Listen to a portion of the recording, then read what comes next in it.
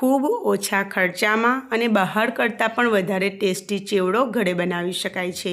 તો ફ્રેન્ડ્સ, આ દિવાળીએ તમે આ રીતે જરૂરથી ચેવડો બનાવીને ટ્રાય કરજો, પછી હંમેશા તમે ઘરે જ બનાવવાનું પસંદ કરશો। બહુ જ સરળ પદ્ધતિથી બનાવીશું, ખૂબ ઓછા ખર્ચામાં, બહારથી પણ વધારે ટેસ્ટી અને સસ્તો અને વધારે ક્વોન્ટિટીમાં ઘરે બનીને તૈયાર થઈ જશે। દરેક મહેમાન ખાશે તમારી તારીફ કરશે। તો જુઓ, અહીં મેં એક મિક્સર જાર નાનું લઈ લીધેલું છે। એમાં આખા ધાણા, વરિયાળી અને જીરું એક મોટી ચમચી જેટલું લીધેલું છે। સંચળ પાવડર એડ કર્યો છે, રેગ્યુલર મીઠું એડ કર્યું છે, મરી પાવડર, હિંગ એડ કરેલી છે અને હળદર એડ કરેલી છે। સાથે સાથે કશ્મીરી લાલ મરચું એક મોટી ચમચી ભરીને એડ કર્યું છે। આમચૂર પાવડર પણ એડ કર્યો છે, પણ ના હોય તો તમે ચાટ મસાલો થોડોક એડ કરી શકો। હવે આપણે એને મિક્સર જારમાં પીસી લઈશું। ખૂબ જ સરળતાથી અમુક સેકન્ડોમાં આ રીતે પીસાઈને તૈયાર થઈ જાય છે। ઉપરથી આપણે અડધી ચમચી જેટલી ખાંડનો પાવડર એડ કરીશું। તો ખાંડનો પાવડર મેં પાછળથી એડ કરેલો છે। તમારે આખી ખાંડ હોય તો તમે દળવામાં સાથે પણ એડ કરી શકો છો। જો આ રીતે મિક્સ થઈ ગયું છે, હવે આને આપણે સાઈડ પર મૂકી દઈશું। બીજી બાજુ પર મેં તેલ લઈ લીધેલું છે ગરમ થવા માટે। તેલ સારું એવું ગરમ થઈ ગયું છે, તો એમાં અડધા કપથી થોડાક વધારે મગફળીના કાચા દાણા આ રીતે આપણે એક કાણાવાળા સ્ટીલના ચારણામાં અથવા ગરણીમાં લઈને કરવાનું, જેથી બિલકુલ વધારે એમાં તેલ પણ ના વપરાય, ના રહે। ખૂબ સરળતાથી બિલકુલ મહેનત વગર બનીને તૈયાર થઈ જશે। તો આ રીતે તમે જોઈ શકો છો, સરસ ફૂટવાનો અવાજ આવવા લાગેલો છે અને ક્રિસ્પી એવા થઈ ગયા છે। તો આ રીતે કરીને એમાંથી એક્સિસ ઓઇલ કાઢી અને એને એક મોટા વાસણમાં કાઢી લઈશું। હવે આપણે જેટલી વસ્તુ ફ્રાય કરીશું એ બધી આપણે એ વાસણમાં જ એડ કરતા જઈશું। આ દાળિયા લીધેલા છે મેં, તો રેડીમેડ દાળિયા મળતા જ હોય છે રોસ્ટેડ, તો એને આ રીતે આપણે ક્રિસ્પી કરી લઈશું। અને એની ક્વોન્ટિટી તમને વધારે પસંદ હોય તો તમે વધારે પણ લઈ શકો છો। મેં અડધા કપથી થોડાક વધારે લીધેલા છે। તો જુઓ, આ રીતે આપણે એ જ વાસણમાં એડ કરી દઈશું। હવે નાયલોન પૌવા લીધેલા છે, તો મેં 250 ગ્રામ જેટલા નાયલોન પૌવા લીધેલા છે અને આ રીતે જુઓ ગરમ તેલમાં નાખીને તરત જ ઉપર લઈ આવવાનું। એને વધારે ફ્રાય ના કરજો, નહીંતર એનો કલર ચેન્જ થઈ જશે। તો આ રીતે જુઓ એક્સેસ ઓઇલ કાઢી લઈશું અને 250 ગ્રામ પૌવા છે, તો મેં થોડા કરીને 5 થી 6 વખત એને લઈને ફ્રાય કર્યા, એટલે કે થોડા લીધા અને આ રીતે ફ્રાય કરીને કાઢ્યા। તો ફ્રેન્ડ્સ, તમે ફરી વખત બતાવી દઉં છું, જુઓ આ રીતે પૌવાને આપણે બહુ વધારે તેલમાં નહીં રાખવાના, આમ નાખીને તરત જ બહાર કાઢી અને આ રીતે હલાવવાનું, જેથી તરત જ બહુ સરસ ક્રિસ્પી ફ્રાય થઈ જાય છે।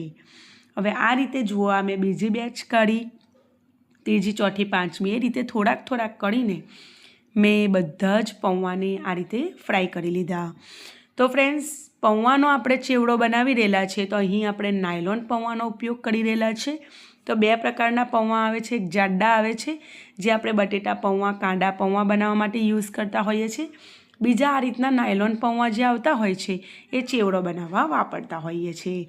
હવે અહીં જુઓ, મેં 250 ગ્રામ પૌવા ફ્રાય કરી લીધેલા છે અને 15 થી 20 કાજુને વચ્ચેથી ફાળિયા કરી લીધેલા છે અને કાજુને આ રીતે આપણે ગોલ્ડન ફ્રાય કરીશું। એને પણ બહુ વધારે ડાર્ક કલર નહીં કરીએ, આ રીતે હલકો ગોલ્ડન કલર આવી જાય ત્યાં સુધી ફ્રાય કરીશું। હવે અહીં મેં લીલા મરચાં લીધેલા છે, તો મેં 5 થી 6 નંગ જેટલા લીલા મરચાંને આ રીતે નાના ટુકડામાં કટ કરી અને તેલમાં આ રીતે ડીપ કરી અને સરસ ક્રિસ્પી થાય ત્યાં સુધી ફ્રાય કરી લીધેલા છે। તો બેઝિકલી આપણે બધી જ વસ્તુને તેલમાં આ રીતે ફ્રાય કરીને એક વાસણમાં ભેગી કરવાની છે। બહુ જ સરળ છે, ઝટપટ 10 મિનિટમાં તો બસ આ ચેવડો બનીને તૈયાર જ થઈ જવાનો છે અને બહુ જ ટેસ્ટી પણ બને છે। અહીં મેં મીઠા લીમડાના પાન લીધેલા છે, ફ્રેશ હોય તો તમે ફ્રેશ લેજો। મારી પાસે ફ્રીઝમાં સ્ટોર હતા એમાંથી મેં લીધેલા છે અને એને સરસ ધોઈ અને આ રીતે ફ્રાય કરીને ક્રિસ્પી કરી લીધેલા છે। તો એને પણ આપણે આ ચેવડામાં એડ કરી દઈશું અને લાસ્ટમાં આપણે એમાં કિસમિસ એડ કરીશું। તો એમાં કિસમિસનો ટેસ્ટ બહુ જ સરસ આવતો હોય છે, સૂકી દ્રાક્ષ આપણે એને કહીએ છીએ। તો કિસમિસ એડ કરતાં પહેલાં મેં ગેસની ફ્લેમ એકદમ સ્લો કરી દીધેલી છે, કારણ કે એને ફ્રાય થતાં બિલકુલ વાર નથી લાગતી હોતી। અને એને ઓવરકુક નહીં કરવાનું. એને આ રીતે આપણે હલકી ફૂલી જાય ત્યાં સુધી આપણે એને ફ્રાય કરી લેવાની. તો ફ્રેન્ડ્સ, મારી આ રેસીપી તમે કયા શહેર અને કયા દેશમાંથી જોઈ રહેલા છો મને જરૂરથી જણાવજો. તમે દિવાળી માટે કઈ કઈ રેસીપી બનાવીને તૈયાર કરી દીધેલી છે એ પણ મને જણાવજો. ફ્રેન્ડ્સ, તમને મારી રેસીપી ગમતી હોય થોડી પણ તો લાઈક કરી ચેનલને સબસ્ક્રાઈબ કરી લેજો. એ બિલકુલ ફ્રીમાં છે. હવે ફ્રેન્ડ્સ, જો બધું જ ફ્રાય થઈ ગયું છે, ગરમા ગરમ છે અત્યારે, ત્યારે જ આપણે એમાં જે પેલો પાવડર કરેલો છે ને શરૂઆતમાં એ એડ કરી દઈશું. અને આ રીતે ગરમ છે એટલા માટે મેં આ રીતે ચમચાની હેલ્પથી એને ઉપર નીચે કરીને મિક્સ કરી લઈશું. બહુ જ સરસ, બહુ જ વધારે ટેસ્ટી વડોદરાનો ફેમસ જે ચેવડો આવે છે ને એનાથી પણ સરસ એવો ઘરે બનીને તૈયાર થાય છે ફ્રેન્ડ્સ. તો આ દિવાળીએ તમે ઘરે બનાવો, ઓછી મહેનતે ઓછા ખર્ચામાં વધારે ક્વોન્ટિટીમાં તમે એને બનાવીને એરટાઈટ ઠંડુ થવા દેવાનું અને પછી એરટાઈટ ડબ્બામાં ભરીને ફ્રીઝમાં મૂકી દેવાનું નીચેના ભાગમાં. મહિના સુધી તમે આરામથી ખાઈ શકો.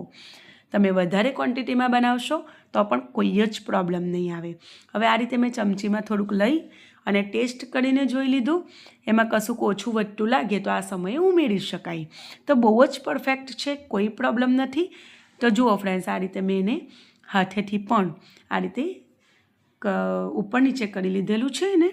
તો જુઓ, એકદમ પરફેક્ટ ચેવડો ઝટપટ બનીને તૈયાર છે.